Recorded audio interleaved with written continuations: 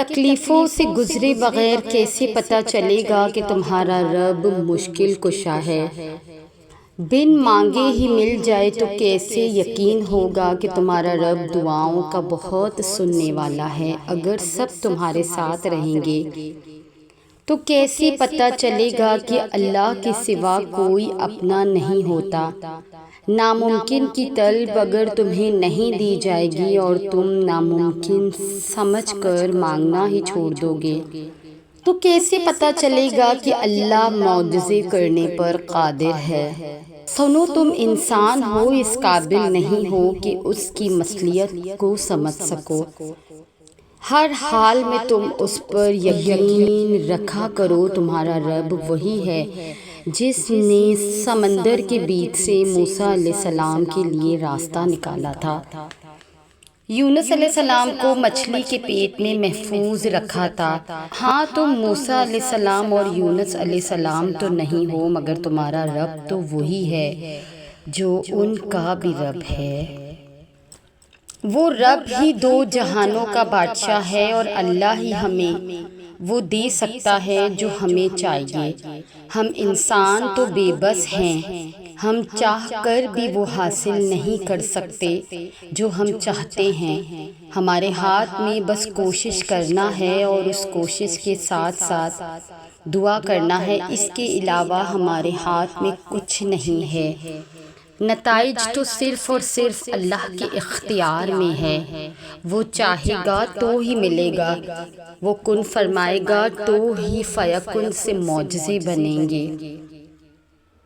اور اگر اللہ نہ چاہے تو کوئی کچھ نہیں کر سکتا۔ اگر اللہ نہ چاہے تو کوئی بھی آپ کی مدد نہیں کر سکتا۔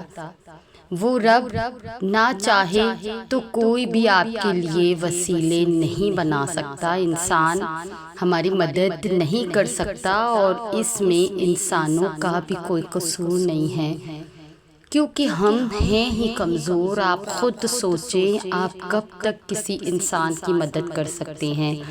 تبھی آپ پر بھی تنگی آ سکتی ہے، اور جب آپ پر تنگی آئے گی تو آپ کے لیے اپنے علاوہ کسی اور کی مدد کرنا ناممکن ہو جائے گا۔ اب ایسا تھوڑی ہے کہ آپ جان بوجھ کر مدد نہیں کر رہے، بلکہ ایسا ہے کہ آپ کے بس میں اب اتنی طاقت اور استطاعت نہیں رہی، لیکن اللہ کے معاملے میں ایسا نہیں ہوتا۔ وہ بادشاہوں کا بادشاہ ہے، وہ ساری قدرتیں اس کے ہاتھ میں ہیں جو ہمارے ہاتھ میں نہیں ہیں۔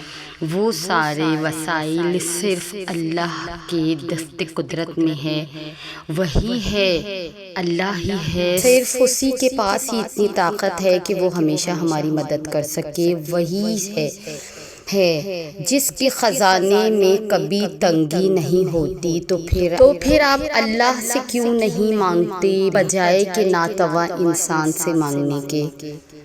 وہ ہمارا مالک ہے، اسے ہماری ہم سے زیادہ فکر ہے، اسے پتہ ہے ہمیں ہماری کس دعا نے اتنی تکلیف میں مبتلا کیا ہے، اسے علم ہے کہ ہم کس چیز کے لیے اتنا ترس رہے ہیں، اسے خبر ہے کہ دل کن رنجشوں کے عالم سے گزر رہا ہے۔ یقین کرے، اسے سب پتہ ہے، اور اگر یہ سب پتہ ہونے کے باوجود بھی وہ ہماری کہانی کا ایک حصہ ادھورا رکھے ہوئے ہے تو اس میں بھی ہماری ہی کوئی بہتری ہے۔ ہاں، وہ ہمیں سب کچھ بہتر بنا کر بھی دے سکتا ہے، لیکن یہ دنیا ہے، یہ ہماری آزمائش ہے، یہاں سب کچھ ہمیں نہیں ملے گا، یہاں تھوڑا ملے گا اور بہت سے آزمائش کی جائے گی، کیونکہ یہ دنیا ہمارا اجر نہیں ہے۔ یہاں ہمیں بس اپنے مالک کی بندگی کرنے کے لیے بھیجا گیا ہے، اور بندگی کیا ہوتی ہے؟ بندگی سر کو جھکا لینا۔ اللہ کی بندگی صرف یہی ہے، بندگی مالک کے سامنے اکڑ جانا نہیں ہے، بلکہ بندگی تو مالک کے سامنے جھک جانا ہے۔ بندگی تو مالک کے ہر حکم کو اپنی ہر دعا سے اول رکھنا ہے۔ بندگی اطاعت ہے، کہ مالک نے جو فرما دیا سو فرما دیا، اب دوسرا کوئی سوال نہیں، دوسرا کوئی شبہ نہیں۔